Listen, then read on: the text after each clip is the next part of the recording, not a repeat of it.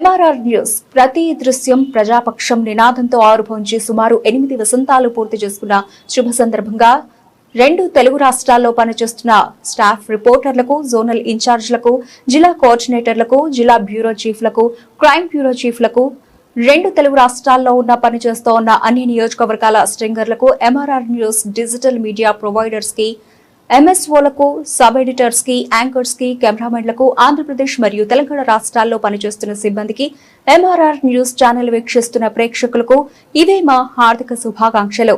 మా ఛానల్ ని వీక్షించండి, లైక్ చేయండి, షేర్ చేయండి, సబ్స్క్రైబ్ చేయండి.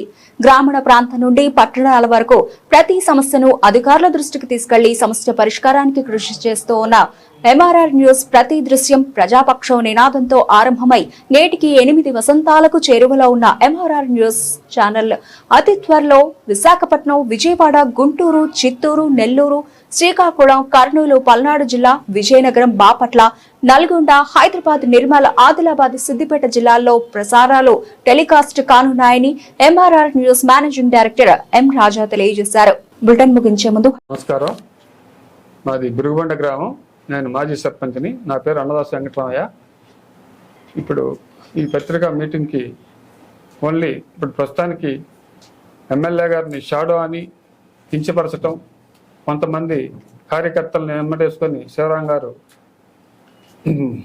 పక్కన కార్యకర్తలుగా గుర్తించి కొత్తగా పదవులు ఇచ్చిన వాళ్ళ మీద మైనింగ్ అని ఇదని సోషల్ మీడియాలో పెట్టి ఏకటం, ఇలాంటివి చేయటం పూర్తిగా ఖండిస్తున్నాం.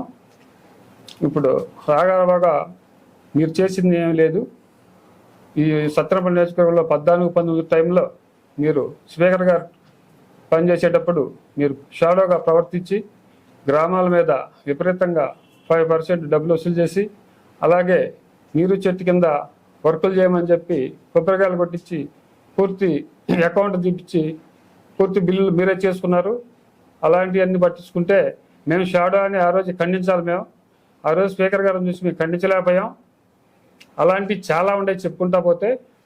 అలాంటివి ఏమి లేకుండా ఈరోజు మధ్యలో జగన్ గారి ప్రభుత్వంలో కాన్ రాకుండా పోయి కార్యకర్తలందరూ ఇబ్బంది పెడుతున్నా కూడా మధ్యలో పలకరించడానికి కూడా రాలేదు. 5% కమిషన్ తీసుకొని వర్కులు విపరీతంగా చేయించి డబ్బులు రాకపోతే పలకరించడం లేరు.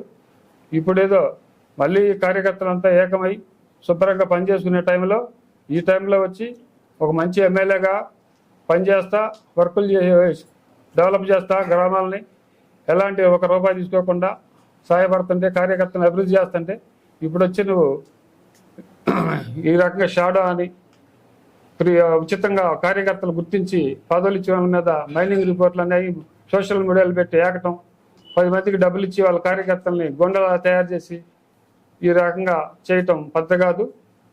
ఇవన్నీ మానుకుంటే మంచిది. ఒక స్పీకర్ గారి కొడుకుగా కోడెల శివరాంగా గుర్తింపు లేని పైన కూడా శివరాం అనే మనిషి స్పీకర్ గారి కొడుకు కాబట్టి గుర్తిస్తున్నారు. అది కూడా పోగొట్టుకోవద్దు నువ్వు. కాబట్టి ఇలాంటి పూర్తిగా మానుకోవాలి అంటూ సెలవు తీసుకుంటున్నాను.